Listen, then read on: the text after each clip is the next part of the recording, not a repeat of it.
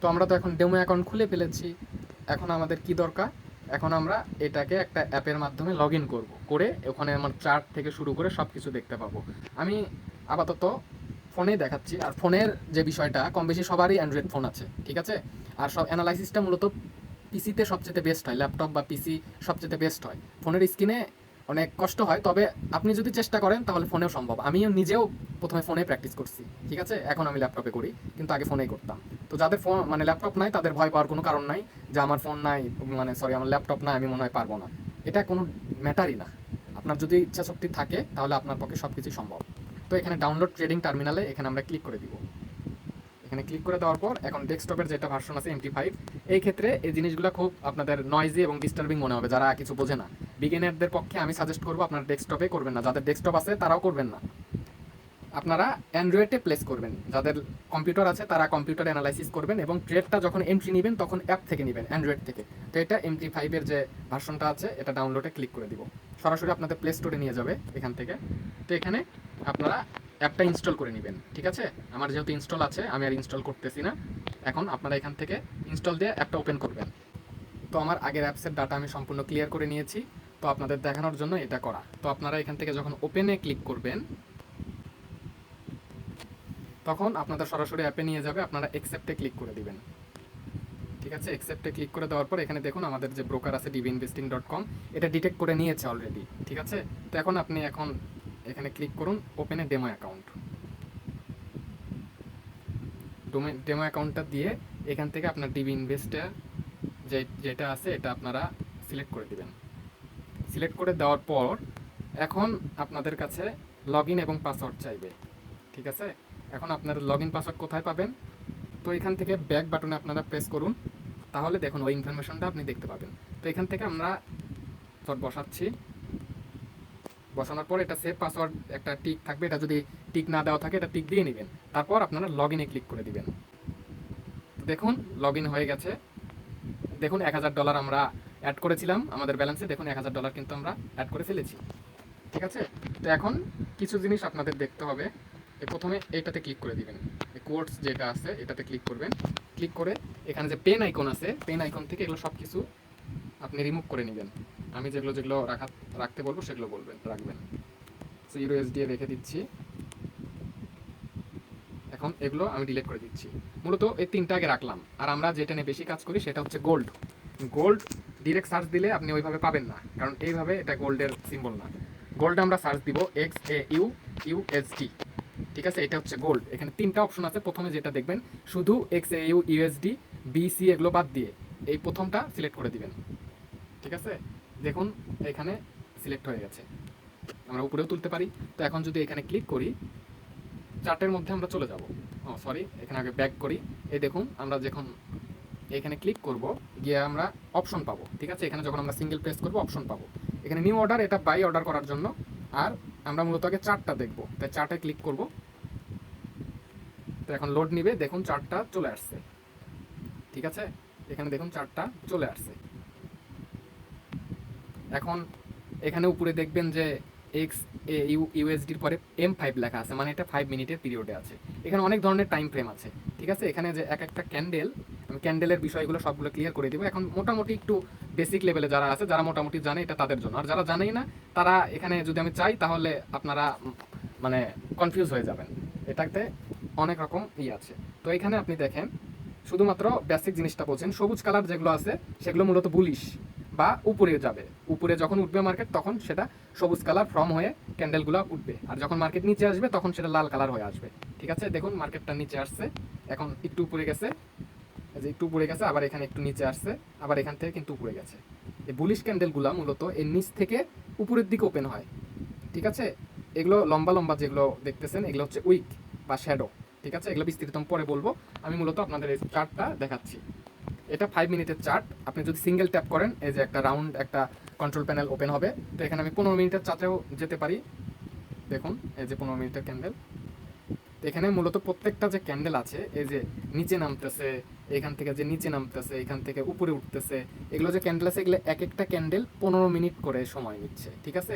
এই যে ধরুন এখান থেকে যে এতখানি নামছে, এটা সম্পূর্ণ 15 মিনিট ধরে এটা নামছে, ঠিক আছে। আর স্মল টাইম ফ্রেম আছে এই যে 1 মিনিট, এটা এক একটা ক্যান্ডেল 1 মিনিটের, ঠিক আছে। আর আমরা মূলত হায়ার টাইমে আমরা অ্যানালাইসিস করি, মূলত 4 ঘন্টার যেগুলো আছে এগুলো প্রত্যেকটা ক্যান্ডেল 4 ঘন্টা করে।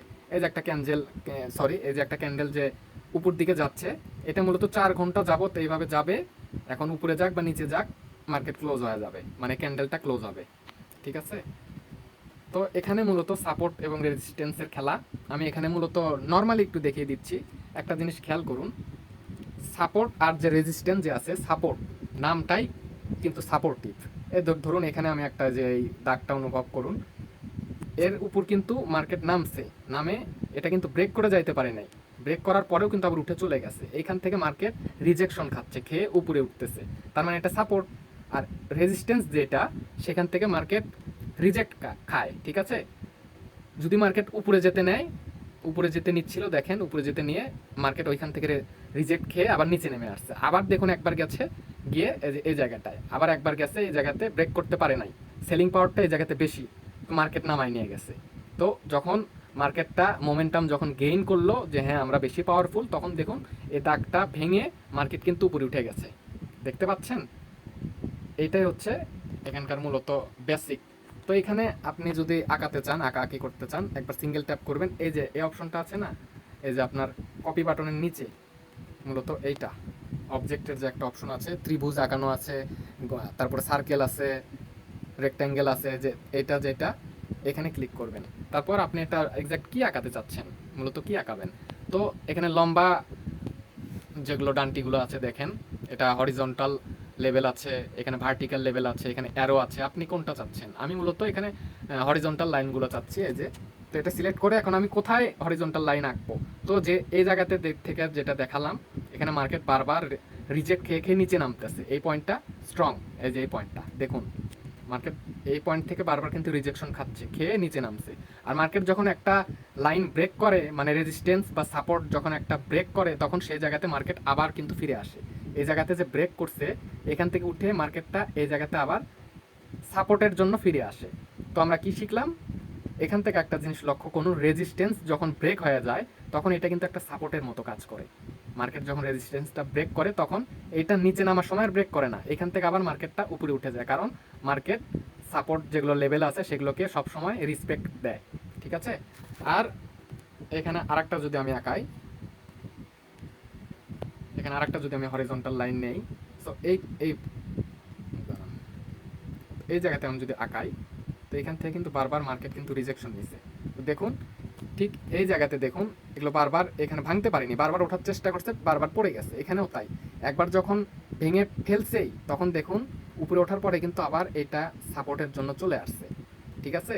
আর রেজিস্ট্যান্স আর সাপোর্ট এটা মূলত কোনো লাইন না, এটা একটা জোন, এরকম একটা জোন, ঠিক আছে। এই মূলত এই যে একটা লাইন দেখতেছেন মাঝখানের যে অংশটা, এই সম্পূর্ণটা জুড়ে একটা সাপোর্ট, ঠিক আছে। এটা আমি আপনাদের জাস্ট বেসিক ধারণা দেওয়ার জন্য আপনাদের দেখাচ্ছি। তো এটা ব্রেক দেওয়ার জন্য কিন্তু এখান থেকে রিটেস্ট বলে এটাকে, যখন একটা পয়েন্ট ব্রেক করে আবার সেই পয়েন্টে ফিরে আসে তাকে রিটেস্ট বলে, ঠিক আছে। অবশ্য ফিরে আসার পরে যখন উপরে উঠে চলে যেতে নেয়, তখন তাকে রিটেস্ট বলে। আর যখন এদিক চলে যায়, তখন নিচে যদি চলে যায়, তখন তাকে বলা হতো রিভার্সাল, মানে এটা বিপরীত দিকে আবার চলে গেছে, এটা ভাঙতে পারি নাই। তো এই জায়গাতে এটা মূলত নিচেরটা মূলত সাপোর্ট, উপরেরটা মূলত রেজিস্ট্যান্স, ঠিক আছে। আর অনেকে আবার শুনে থাকবেন ট্রেন লাইন, যে ট্রেন লাইনটা কি, এটা মূলত একটা অ্যারো।